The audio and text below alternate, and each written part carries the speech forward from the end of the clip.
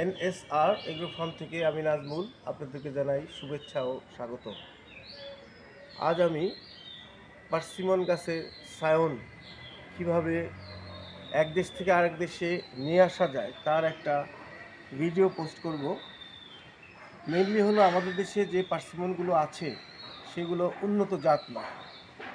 আমাদের যে সমস্ত নার্সারিতে এই পার্সিমন গাছগুলো আছে সেগুলো আমি 4 বছর ধরে এর পিছনে চেষ্টা করছি, কিন্তু দেখা যাচ্ছে যে আমার এবছর অনেক ফলন হয়েছে, কিন্তু জাতগুলো খুবই ছোট এবং ভিতরে বিচি ভরা।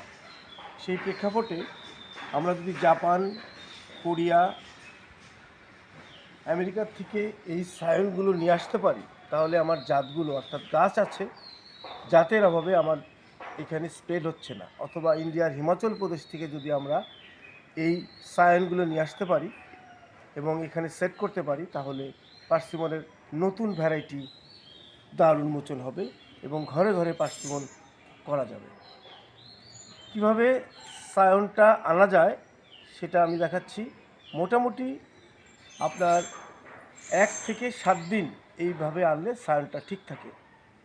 পেন্সিলের থেকে একটু চিকন ডাল নির্বাচন করতে হবে। আমি দেখেন আমার পার্সিমন গাছের একটি ডাল নির্বাচন করলাম, এই নির্বাচন করেছি।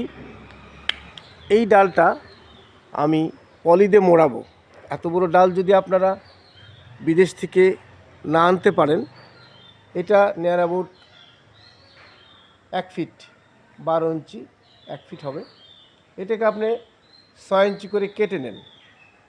এই যে মুখগুলো আছে দেখেন, এই যে কুশি, এই কুশি থাকতে হবে, ছোট ছোট কুশি থাকতে হবে। দেখে আপনি 3টে 4টা 5টা কুশি রেখে আপনি এই সায়নটাকে সেকশন করে নিলেন, 2টি পার্ট করে নেওয়ার পরে আপনাকে এটাকে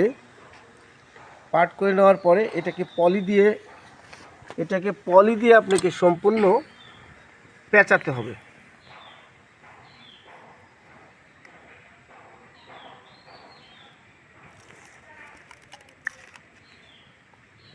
সুন্দর করে পলি দিয়ে শক্ত করে পেঁচাবেন। এইভাবে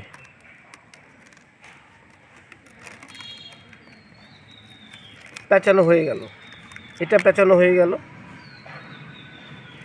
এটা এভাবে পেঁচানো হয়ে গেল।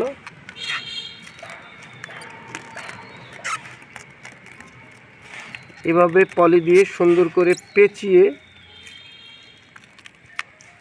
তারপরে এরকম আপনি 5-7টা ডাল নিলেন, নিয়ে আপনি বিভিন্ন জাত থেকে, অর্থাৎ বিভিন্ন জাতের বিভিন্ন ডাল সংগ্রহ করলেন। ইচ্ছা হলে ট্যাগ করে দিতে পারেন।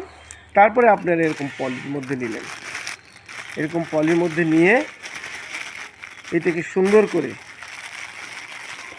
ধীরে সুস্থে এটাকে পেঁচিয়ে ব্যাগের মধ্যে, আজকে আপনি ফ্লাইটে উঠবেন, আজকে এটাকে আপনি যদি নিয়ে আসেন 1 থেকে 7 দিন পর্যন্ত, সর্বোচ্চ 7 দিন পর্যন্ত এটা ঠিক থাকে।